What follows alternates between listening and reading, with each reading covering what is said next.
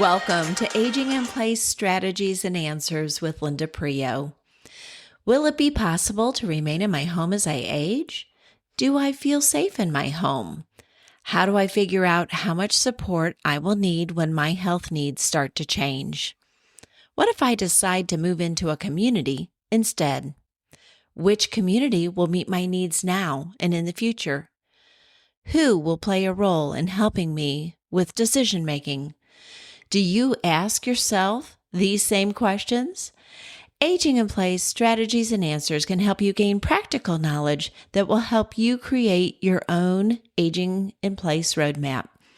If you are already a care partner, a power of attorney, or in crisis mode with your Aging in Place strategy, you will learn what you need to know that you don't know. For over 20 years, I have been marketing Aging in Place services to clients and educating families and healthcare professionals in how to put aging in place strategies into place. When you utilize aging in place, you are allowed to choose where you want to live and make those decisions so that you can retain your quality of life.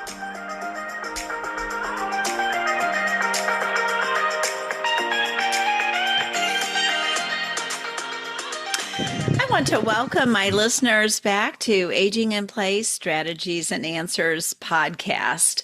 And I'm doing a series of interviews with attorneys so that we can learn more about how to create plans that will help us as we age, but even more so when we lose the ability maybe to make some of those decisions. And so I don't want you to get nervous. I don't want you to be anxious, because that can be a response that some people will have when we say we're going to get in front of a lawyer and we're going to have a conversation. Some people may feel like it's so pretentious. I've got to go to my attorney and talk to him about my estate plan. And maybe some of you think you don't really have enough to plan with, or what's the point of planning? What do I really have? But you'd be surprised what people have accumulated in their lifetime. And so when you say to yourself, I think it's time that I make a plan, or maybe after listening to this podcast, you really feel the urgency of making that plan, I'm going to tell you that it's probably one of the smartest steps you can take. I do work for Continuum part-time, and really on intake, we're asking our clients, do you have somebody designated that can advocate for you financially or in your healthcare decisions? And often we hear, yes, but I don't know where those are. Or, gee, that's a great question. And that's why we ask it, because we really need to know who is going to advocate for you if for some reason you're unable to do that. Who are the players that we can really speak to on your behalf? So it's a great way to protect yourself. It's a great way to protect your loved ones. You would never want to intentionally, usually, to do something that could disinherit somebody or to leave them out, to not include somebody. So when you have a well-structured plan, you really simplify the process for any heirs that you have. But I will tell you this, after meeting with my guest, and attorneys, they know tax advantages that could benefit you that you may not know about. Estate planning, as we get into this with my guest, Raymond Chandler, is huge. But most importantly, it's going to give you the peace of mind that you've created a plan, and it's going to give you some control over your future. So remember that estate planning is way more than paperwork, and it's a great way for you to get your wishes known. So it's estate planning would be able to learn what your goals are and to define those goals. What are you thinking about your heirs, or how you want your stuff? Where is it supposed to go? All those things have to be decided. So I invited Raymond Chandler from Polaris Law on my podcast today, and he is an experienced estate planning, probate, and elder law attorney, and he is based in St. Charles County, Missouri, but He's been practicing since 2005 and started Polaris Law Group. So he focuses on counseling families and estate planning to avoid disputes. And I say that laughing and in air quotes, disputes, like, oh, that never happens. Well, you and I both know that simple disputes happen over simple things. So when it comes to money, when it comes to property, that is a level up, right, Ray? So I want you to introduce yourself to my listeners, and then can you give us a little background in your law practice, and then how you really kind of honed in on this estate planning avenue? Yeah, definitely. Perfect. Thanks, Ray. So Raymond Chandler with Polaris Estate Planning and Elder Law. Been practicing attorney for 20 years. For the last 10 years, I focused solely on estate planning and elder law as my practice area. A little bit personally about me: grew up in Kansas City, came out to St. Louis, married a North County girl, and so I'm here for now. Good. Forever. She's got me stuck. So we got a daughter, 13. So that's kind of where we're going through life with us right now. Really, what happened is about 10 years ago. There's a part of my family we don't talk to anymore. Okay. Because somebody passed away and there was a dispute over property. About everybody knew what was supposed to happen, but paperwork wasn't there and the directions weren't set up, and it turned into a big giant fight, like you said, that dispute. So that hit home to me, and then it was a matter of like, why did this happen? What happened? What's wrong? And so I switched my focus over to estate planning. I was doing criminal work and bankruptcy work. I started as a prosecutor, so I started off in the criminal area, criminal law. Prosecuted for many years, then did some defense, then did some bankruptcy work, and then this event happened to my family, and so it kind of opened my eyes into what was happening out there, and I'll make sure it doesn't happen to other people. Absolutely, the disputes, they can happen easily, as you and I both know, but when it's not written down, it's not going to happen. Yeah. It's not going to happen. And then the thought process is, oh, well, I'll just take them to court, and you have no idea what that means. So Be careful when you say those words, because you really have no idea what that means. I was talking to an attorney, and he goes, you know what? You failed to plan, and I get maybe 2 to 3% off the top of all your assets if we go to probate. Is that right, Ray? Yeah, 2 to 3%, even higher sometimes. Yeah, so a little pre-planning can be cost effective. And I think that's one thing that kind of keeps people away from visiting with an attorney or putting it off. I mean, it's just a small piece of that. But I like to say that because it really, for me, brings it into perspective, is that no planning causes, the disputes but also look at the money that you're going to be spending anyway. So why not do it and on the front end? So, okay. You, I know, have, because we all do this, we all work with people who want to plan, and then we all work with those who are in crisis mode, and it's okay. But from your experience, why do people fail to make a plan knowing that they cannot take that with them in where they're going when they pass? Let's be clear about that. They're not just moving to Kansas City because they don't like Missouri. Right. But why do people fail to make a plan to divest themselves of their assets and property?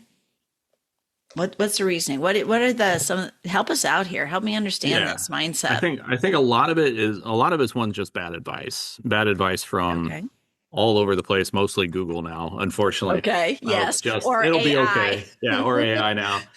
It'll be okay. Don't worry about it. It'll get taken care of. People will get your stuff. It'll work out. Estate planning is only about getting your house to your kids or something of that nature. So because that's the only thing you think you own. Right. Yeah. So a lot of bad advice out there, and people don't see some of the issues that actually can come up and cause an issue with it. Then there's a lot of the fear, and what we see a lot of times is, again, you kind of brought it up, is the fear of going to an attorney, thinking that, we're just humans, but there is that fear factor, that anxiety factor of, I got to go do something big. I don't know exactly what I want to do yet. I don't know exactly what this looks like, anything like that. All that fear and anxiety builds up. And so people kind of push it back. Oh, I'll go take care of something else. I know how to. I know I need an oil change too, so I'll go do that instead. Yes, because I know how that works, right?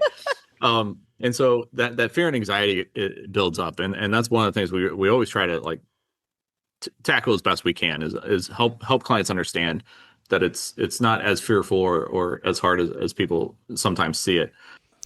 Now, a word from our sponsor. At Family Partners Home, we help residents maintain dignity while promoting well-being.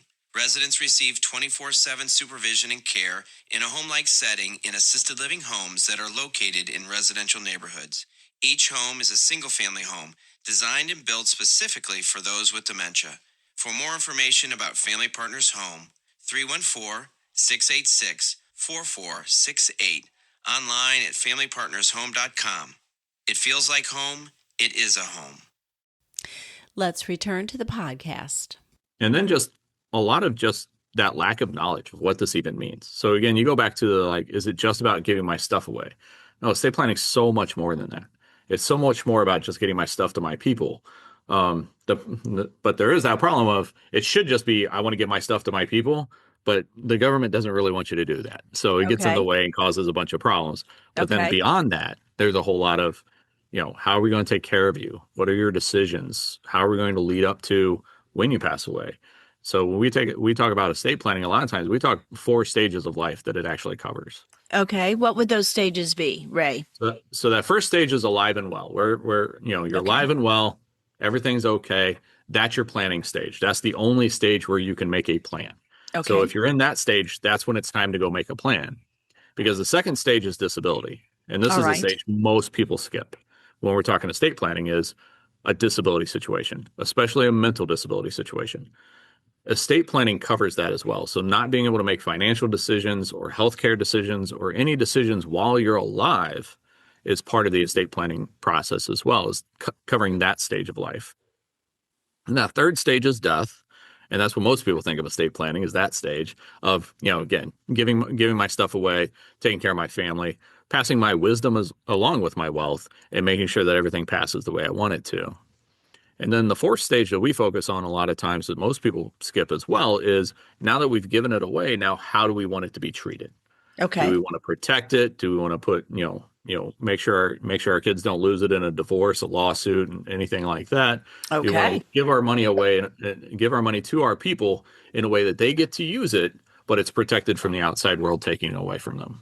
All right. So do you get clients so if you're helping a senior, and you've created this plan, and now all of a sudden the senior's passed, now they are in the inheritance stage, and then you can help them plan for that as well. Right. Yeah. So we can, and we can settle out that estate. So every estate needs to be settled and make the things do what it's supposed to do. Like we say, the trust doesn't have arms and legs. It can't go to the bank and do anything. So it's got to be able to do what it needs to do, make sure that works out the way it's supposed to, and then receiving that inheritance, how to receive that inheritance the right way as well.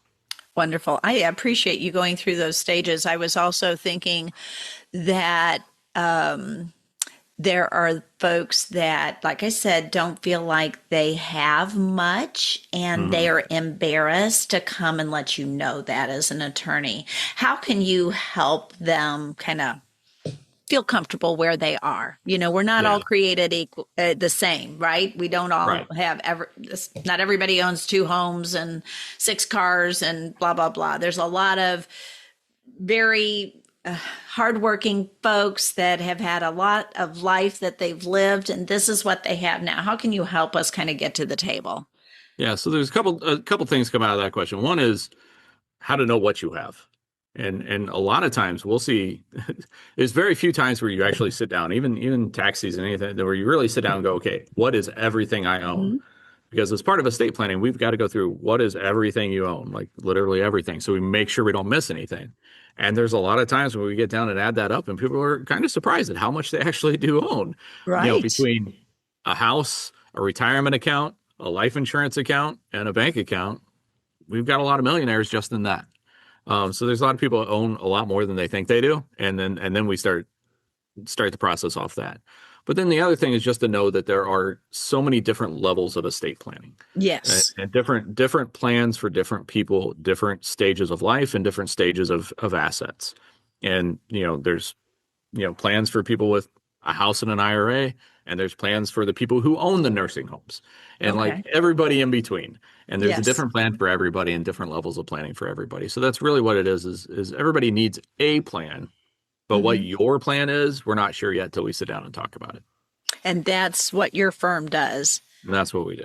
Is And how do part you of that do that? process. How do you do that discovery? Do you do that, or do you have somebody assigned to do that with? Yeah, so the way our team works is we first meet with a solution specialist that will sit down and talk with the family about what their goals are, what their wishes are, what they're worried about, what they're trying to accomplish, go through their assets a little bit, and then kind of figure out in the grand scheme of things kind of what level of planning they'll need. And Mhm. then and then they see one of our attorneys. And then the Perfect. attorney will walk through. We actually put it up on the screen, walk through the estate plan, how it should work, who goes where, what goes where, make those decisions.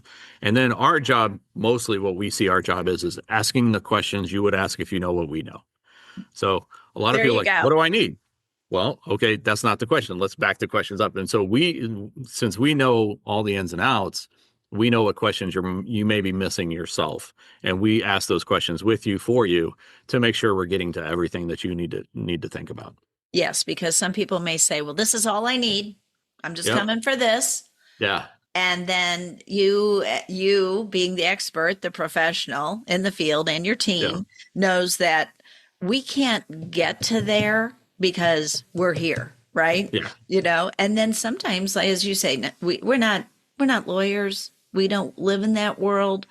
My job in my podcast is to give you a broad brush stroke so that Right. you've heard some terminology, you've heard these kinds of things. And so when you're sitting with an attorney, now this is going to come back to your memory, and then you're going to be able to understand what they're telling you. And that's the other fear factor in this is, wait a minute, those documents are not readable.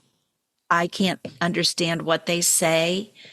And now you want me to go and sit with an attorney who's going to talk way above my head. So it wasn't part of our plan to uncover the fear factor here, Yeah. but we have, That's part of it. and it's definitely part of it, Yeah. So you can hear from Ray's voice that he's not intimidating, but he has a process in place that's going to guide you.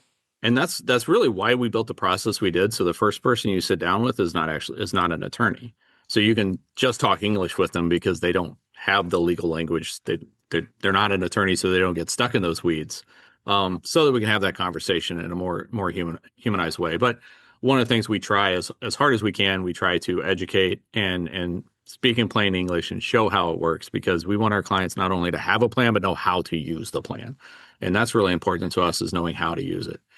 Do people often tell you at the end of those sessions, like, do you feel them take a deep breath or say yeah. thank you?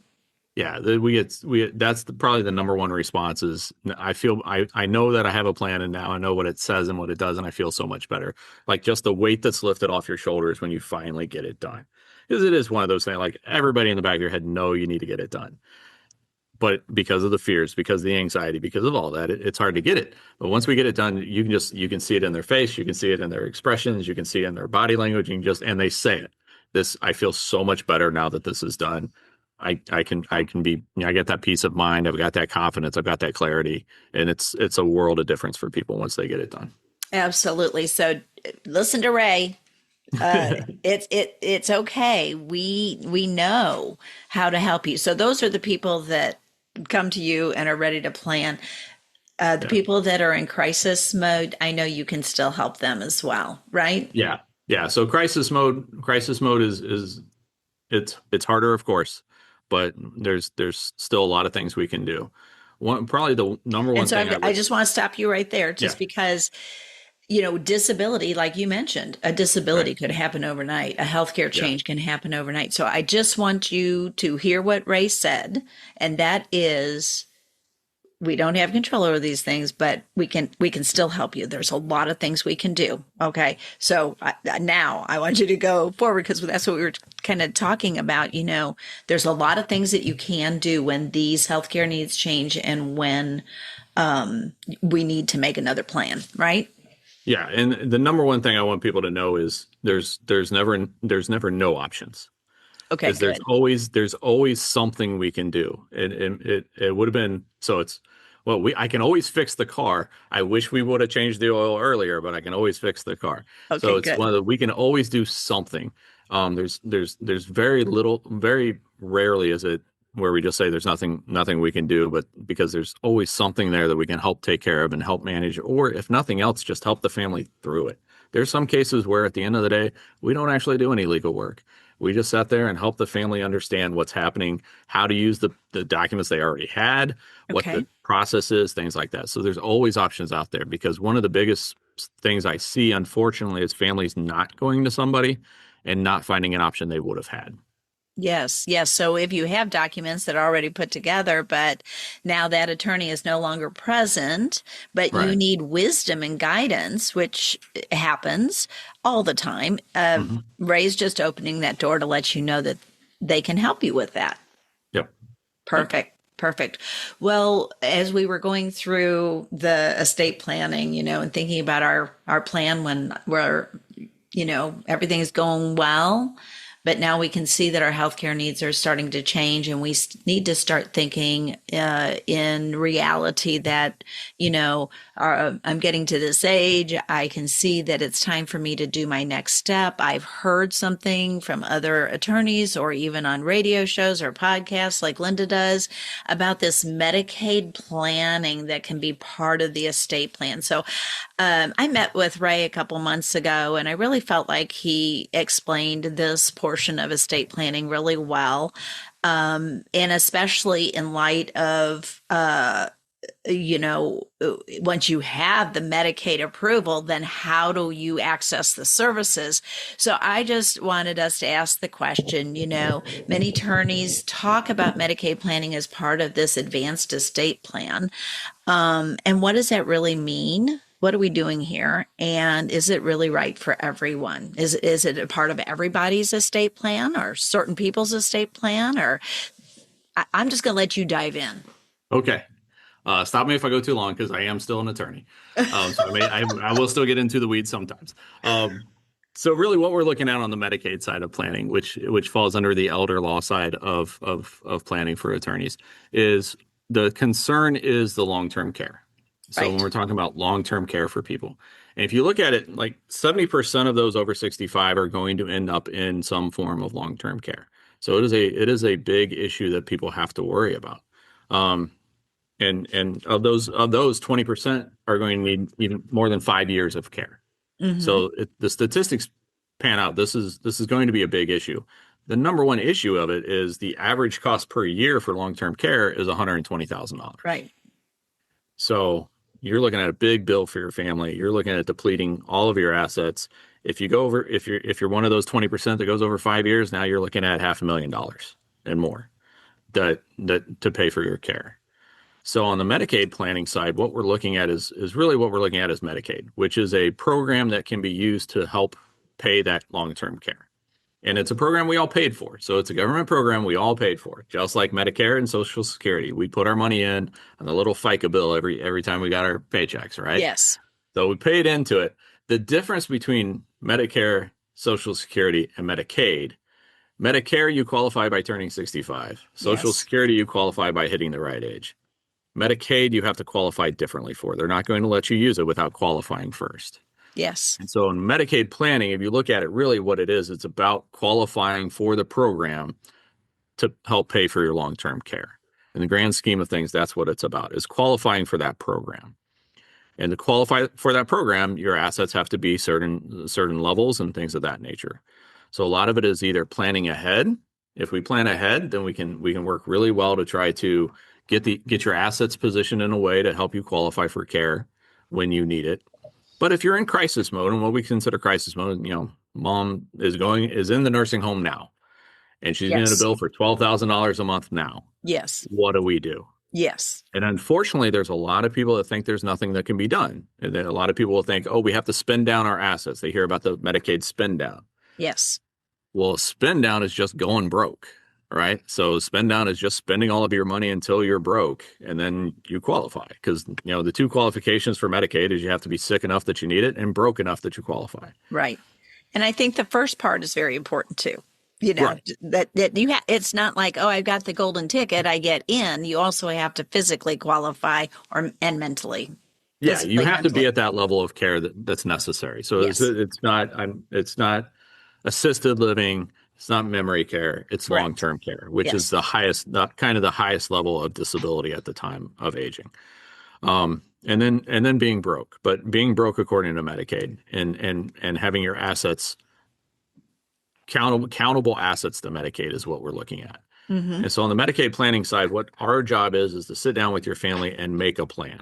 And that's really what it's about, is making a plan on how are we going to tackle the beast that is long-term care. How are we going to tackle that $10,000, $12,000 a month? Right. What are we going to do to handle that? Yes. And there's a lot of times when we make a plan that we can qualify for Medicaid down the road, and maybe we decide not to use it. There's a lot of times in crisis planning where we're able to save the family a lot of money. And we've got cases where we've saved the family back that money instead of paying every month into the nursing home. We're able to save that for the family, save it for the spouse, because what Yes. unfortunately happens a whole lot of times is now dad goes into the nursing home Mm-hmm. and he's got a $12,000 bill. Right. Well, mom's budget is completely blown now. Yes. So she's got to pay a $12,000 bill, but also her rent, her groceries, her gas money. Like, she still has living expenses that need to be taken care of. And so if we don't plan right, then that gets eaten up. And now we've got a what we call the at-home poor spouse, Yes. because dad's in the nursing home. And so trying to plan around for that and make sure that we just have a plan in place and be able to, if we can, let Medicaid kick in and take care of that bill so that, mom can keep her income, mom can keep her assets, take care of her. The family can still get the house at the end of the day, Mm-hmm. things of that nature. So it's a lot of planning around assets and things like that, which it's hard to say exactly what that is because that's so personal to every single case. Like, what is your Absolutely. plan versus your plan versus your plan? It's very personal every single case what that looks like. But putting that plan in place to make sure that we can take care of that nursing home cost. Yes. And so if it's Medicaid planning that is needed, it's something that many attorneys consider it necessary in estate Right. planning, right? Yeah. But then for that person who might not qualify for that long-term care need, then because they're going to go to an assisted living, they have to be Right. prepared to pay. Again, those rates keep going up. It's $7,000 or Yeah. $8,000 a month. And do you know what that's going to look like, big picture, long term, and how you can plan for that? Yeah. And that's also why a lot of times what we say is, what is the plan for everybody? The plan for everybody is to build a toolbox, a Yes. full toolbox. So we put a lot of Medicaid planning into a toolbox when that's not even on the horizon yet. Okay. 65 years old, perfectly good, good enough health for 65, something like that. Not even a thought in their mind about that. But we put that tool in the plan because when it's time to plan, you can't go buy new tools. So it's like, you got to build that toolbox now. You think in crisis mode, when you're disabled and unable to move, unable to take care of your stuff yourself anymore, you can't go to Lowe's and Home Depot and pick up new tools. We have to work with the tools we have. So building up that full toolbox instead of, I have a will, I'm fine. Well, that may not be the tool. That's not the tool you need for Medicaid planning. It may not be the tool you need for estate planning either. So a lot Right. of times we're building up that full toolbox, making sure that everything's in there with, revocable living trust and asset protection trust, powers of attorney for finances, powers of attorney for healthcare, a will just in case, and some other documents there too. So having that toolbox ahead of time makes crisis planning much easier as well, Yeah, you can because grab we've it got in the and tools go, built okay, in. I'm ready to use this one. Yeah. I'm So ready to use this one. Yeah. You mentioned community spouse, and it reminded me of an example of a woman I met several years ago. She was living in affordable housing. And she said, oh, Linda, she said, my husband had become ill, and we spent almost all of our money managing his illness. And that's why I'm living in affordable housing. hmm And so it made me think about estate planning and how that could have helped that family specifically. Yeah. And also the community spouse and the division of assets, how that might, is that still a viable estate planning tool, or That is a crisis planning tool, and that's it's a not a very crisis good planning tool. tool and That's not a very the tool good the tool? government wants you to use. Now, the Okay. government says what the government says, you take everything you own and split it 50-50, and so Good dad goes luck. yeah, Good dad goes luck. in. If dad's going into the house, dad's got to spend his 50, and then you would think, oh, okay, well, spouse gets to keep 50, right? Well, no, that's limited. So even you get to you do the split of 50-50, now of that 50% that the wife at home gets to keep, mom at home gets to keep, no, that's limited to about 157. And so if you're over that, you got to spend that down too. Hmm. And so you can really wipe out a family's nest egg really quick doing a division of assets. But sometimes that's what you have to do because of the crisis plan. Now we like to use it with some other tools and save some additional funds Okay. when we can. But yeah, so that's another one of those misnomers where we'll just do a division of assets and split it all up. It doesn't. It's not the best planning tool. It's what the government wants you to use because, of course, they get more money out of it that way. But we'd like to use other tools during crisis And plan. that's why you pay the attorney, is Right. because you may think you know, and you may have, be fairly knowledgeable, and you might have already prepared your documents. But these conversations can be ongoing. Hmm. Laws change, of course, and so you want to know that. And so as you see things change, or if a year's gone by and you've had changes in, someone who's passed or somebody who's no longer really a part of your life and shouldn't be a part of your estate planning decision making group, then you need to really get back in front of your attorney that you want to talk to. But just know that there are a lot of tools that can be brought to bear, and an attorney is able to look at it from a universal point of view. He's got the 360. When we're honest and share everything, he's able to really, or she is able to look at it from a 360 point of view, and then Yeah. be able to narrow down. I might come in and say, hey, Ray, I want to do this. And he's like, whoa, can we just sit down a minute, Linda? Hold it a second. I want you to understand this is what you're asking me to do. This tool is could better serve you. Let's talk about that. And Yeah. That's then, why we focus on the goals, not the tools. mhm, And so we talk, like, people come in all the time like, I need a will and a power of attorney. Okay, yes, wait, what are you trying to accomplish? right, Like, right. let's talk about what you're trying to accomplish first. Like, what are we trying to do? What are our goals? What are we trying to accomplish? Don't worry about the tools. That's just our tools, right? So Mhm. we say, you got a kitchen contractor coming in who's going to redo your kitchen, upgrade the kitchen and everything. Are we going to talk about what tools are on the truck, or are we going to say what you want your kitchen to look like? So you're like, Mhm. yeah, you're going to say, I want this type of countertops and this sink, and I want this, these cabinets and stuff. Now go to the truck and get the tools to make it work, right? Okay. Estate planning really should be the same way. And we sit down with our clients and we want to talk to them. What do you want it to look like? What do you want your goals? Don't worry about the tools and don't worry about the Okay. documents. Worry about what you want it to look like. And we'll go get our tools off our computers, which is the documents, and we'll make it work that way. Okay. That sounds simple. I can do that. Right. That That's all works it for is. me. See, Ray just made it easy as 1, 2, 3. And I'm There really you go. grateful for that. Ray, how do people get a hold of you or your firm? Yeah, so you can reach out by phone at 636-757-3850, or you can reach our website and reach us there at polarisplans.com. And you're going to be really happy to know this, people. There's a little chat bot that comes up and says, hey, you want to talk? Yep, you can chat with Amy there. Yeah. She's the one, that's the name. You get the chat box there. We've got a form that you can fill out and send questions in, or, old-fashioned way, just give us a call and we'll take care of you. Okay, great. Yes, and they're very friendly at Polaris law firm. So I know that personally.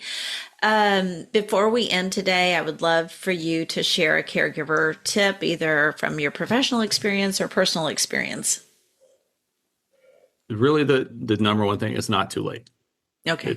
It's never too late to seek help and to see what's, because that's probably the number one problem I see with on the caregiver side is they come to us and we see it on the back end. I guess it is too late when someone's passed away. But before that, it's never too late to do something. There's always options there. And like you said, what we see way too often is the caregiver comes in like, what do we do now? Because we sold the house and spent all the money. We emptied all the retirement accounts and spent all the money. We cashed everything in we could and spent all their money. And now we literally have nothing. What do we do? And my heart just breaks because if come in beforehand, because they were told, oh, we have to spend everything down. Right. Well, there's right ways and wrong ways to spend down. And my heart just breaks for those that didn't get the right advice at the front end and didn't come in and get it taken care of. So there's always options. There's always ways to look at it. It's never, oh, well, we didn't plan 5 years ago, so I guess we can't do anything right now. We hear that a lot because of the 5-year Yes, look back because part. the Medicaid look back. There's stuff we can do. There's things we can do. There's options available. There's ways to plan even then. So. Yeah. Well, thank you for that. I think that my big takeaway today is that just what you said, you've got the tools, but what's your main plan and what are you trying to accomplish? And let's do that. And then I have the tools to accomplish that for you. Yeah. And so to me, that's just so helpful. And you may plan something that you never need for. We do that with insurance all the time, right? Yeah. But if you need it, it's there. And you've already done your work. So that's the good news. Ray, thank you so much for being with me today. I really appreciate it. I know my listeners got a lot out of it. And I really appreciate how simple you made it for us to understand, because that's always what I see. And as we're working with people is that's their fear, is that we're not speaking in a language they can understand. And you've done that today for us. So thanks so much. Well, thanks for having me. It was fun. Wonderful. I'm glad you enjoyed it. Listeners, do you need a speaker for your group? Or perhaps you would like to know how to access my YouTube channels? Please check out my website, seniorsupportstrategies.com. On the website, you will even find more details about how to get a personal consultation. Thanks for listening. Thank you for joining me today. Please remember that this podcast is intended as education and not advice. Don't forget to share this podcast with family, friends, or colleagues who want to learn how to age in place, but also share this with those who find themselves in crisis mode. Please go to my website, seniorsupportstrategies.com for more information.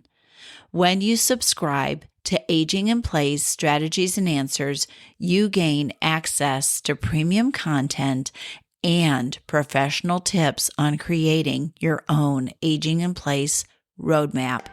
As always, I value the time you spend with me.